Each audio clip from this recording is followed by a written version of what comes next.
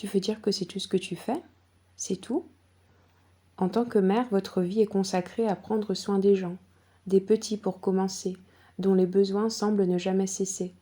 Parfois, lorsque vos journées semblent être entièrement occupées à essuyer des choses, vaisselle et évier, petit nez qui coule et grosses larmes, vous vous demandez ce que l'épanouissement est censé signifier pour vous.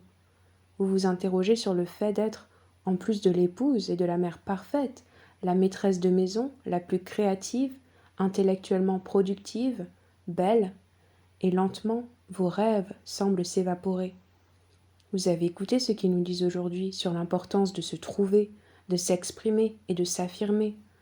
Peut-être que vous pensez que vous n'êtes rien de plus que la femme de quelqu'un et la mère de quelqu'un d'autre. Et quel est ce genre de vie? Il existe une tribu au Sud-Soudan appelée Nuer, où le nom d'une femme est changé non pas lorsqu'elle devient épouse, mais lorsqu'elle devient mère. Elle est Manpouk, mère de Puka. Chez les Nuer, être la mère de quelqu'un est ce qui donne un sens à la vie d'une femme. Il y a 2000 ans, il y avait une autre jeune femme de la tribu juive de Juda qui comprenait cette vérité. Le monde ne l'a jamais oubliée.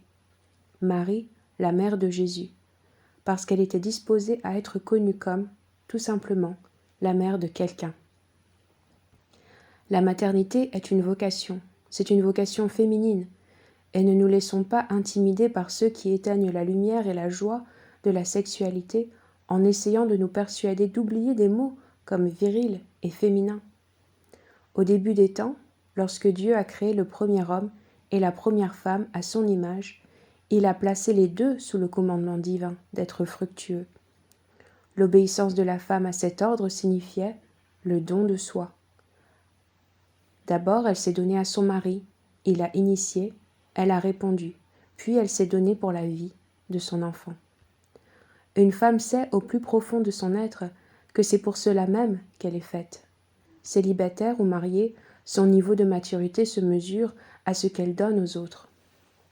Si elle est mariée, elle se donne à son mari et elle reçoit. Si elle est mère, elle perd sa vie dans son enfant et mystérieusement, elle la retrouve.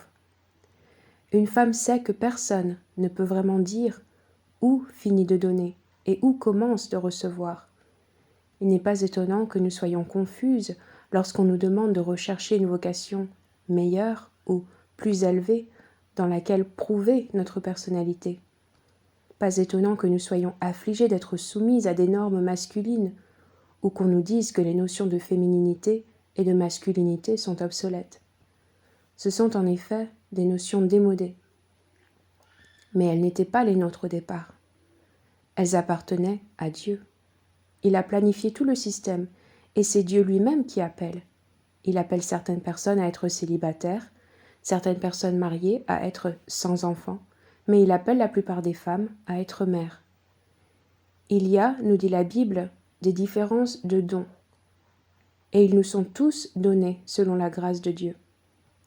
Aucun des dons de ma propre vie, pas ma carrière ou mon travail ou tout autre cadeau, n'est plus élevé ou plus précieux pour moi que celui d'être la mère de quelqu'un. Si notre vocation est d'être mère, soyons mères de tout notre cœur, avec joie, simplicité et humilité, comme cette petite paysanne Marie qui a parlé au nom de toutes les femmes de tout temps en disant dans Luc 1, verset 38, « Je suis la servante du Seigneur, qu'il me soit fait selon ta parole. »